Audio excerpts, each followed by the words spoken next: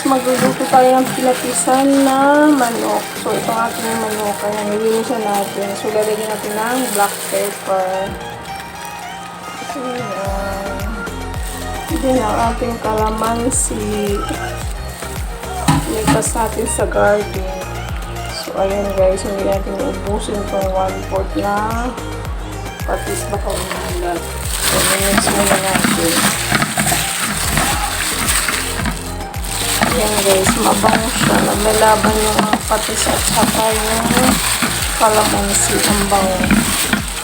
Ayan, papakuluan natin siya guys. Ayan yung medyo may tubig siya.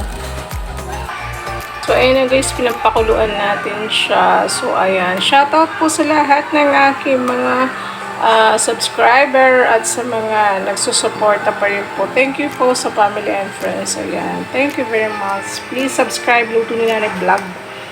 Paiwan lang po ng note sa aking notification. Ayan. Para lagi po kayong mabalikan.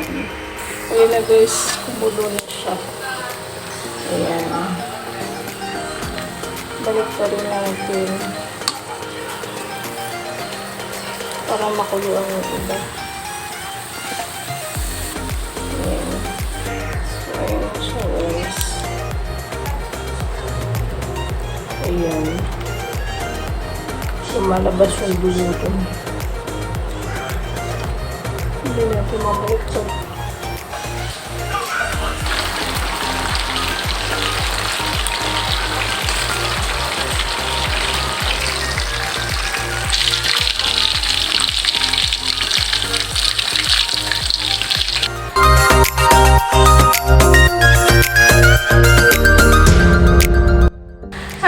So, ito na ang ating chicken. So, ayan. Crispy siya, guys. So, ayan. Thank you for watching, guys. Please subscribe Luto ni Nanay Vlog at paiwan po ng note sa aking comment section. At bago po ang lahat, babati muna ako. So, ayan. Mega love shout out mga Waraino, Visayas, Mindanao. So, ayan. Sa lahat, sa buong Pilipinas po. So, ayan. Shout out po. Ay, thank you very much po sa aking mga subscriber at sa aking Facebook page ay Luto ni Nanay Vlog page. So, ayan guys, let's go na, tara na tayo magmahalan. Thank you so much and God bless.